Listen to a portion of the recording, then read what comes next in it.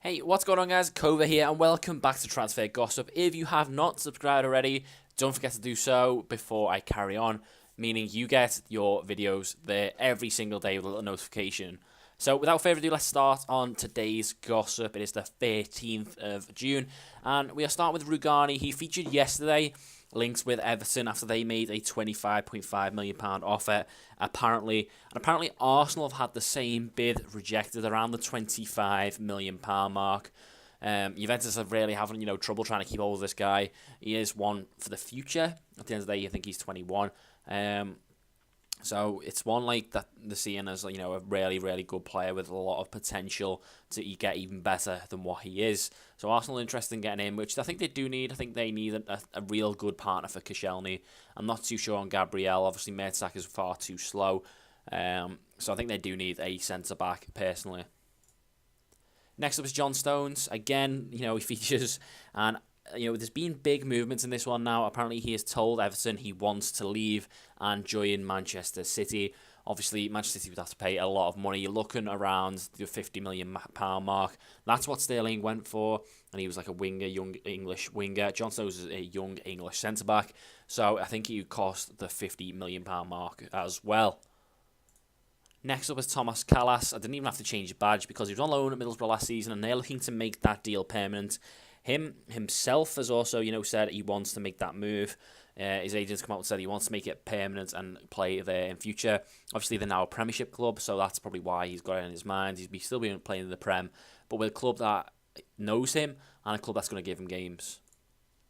Next up is Cesc Fabregas. Apparently, Mourinho wants to take him to Old Trafford and basically play him as part of his new, featured team, if you will. And it looked like Fabregas would actually get the centre attack and mid role rather than having to sit back. I don't think he's as effective as a defensive midfielder. I think he's better, having that free role, tracking back occasionally, but really, staying forward rather than having to come back. And obviously link up with the wingers and striker. That's where I think Fabregas is at best. Next up is Manolas, the centre-back from Roma. He is getting interest from a few different places. Arsenal and Chelsea are both interested in him. As you mentioned, Arsenal before, they need a new centre-back. And I think it's the same with Chelsea, to be honest. They've also got Zuma and Cahill and Terry, but I'm not too sure on Cahill and Terry. Obviously, Terry's a bit past it now. And Cahill isn't, the best at times. He'd go through rough patches. So I think they both need at least a centre-back coming in. Whether it's first 11 or not, we don't know. But I think they need at least one backup centre-back anyway. Next up is Moussa Sissoko. This is such a strange one. I can't believe I keep featuring Sissoko in these videos. He's so annoying.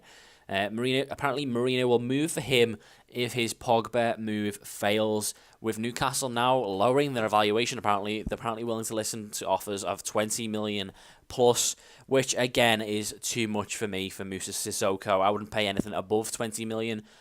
And to be honest, I wouldn't even pay 20 million. I'd pay under 20 million and that would be it. And even then, that would be overpriced and pushing it. So it'd be a bit strange one for, Man U to go for Sissoko. But he might play centre mid for them. I'm not too sure. But again, it's a weird one. Next up is Jonas Hector. He's still got his Cologne badge on there. And that is because they've came out today and said they want 25 million to get him. Any club that are interested in him, they're going to have to pay 25 million for Jonas Hector. Obviously, Liverpool, big interest. And also Tottenham, apparently. Next up is Iloa. Obviously, played for Leicester last season. Was more of a backup player in the end, but Swansea want him to replace AU and Gomes, who are apparently, looking to leave the club. Obviously, AU was interested in a move to Liverpool. Gomes with interest a lot of clubs. He didn't really have the best of the season last season. He was injured for a lot of it. Next up is Higuain, the big one.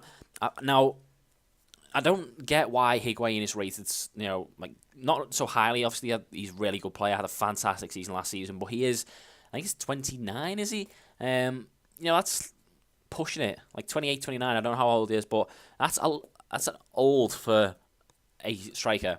Let's be honest, it is. Yeah, you're in your prime, but at the same time, you're not going to get many seasons out of them afterwards.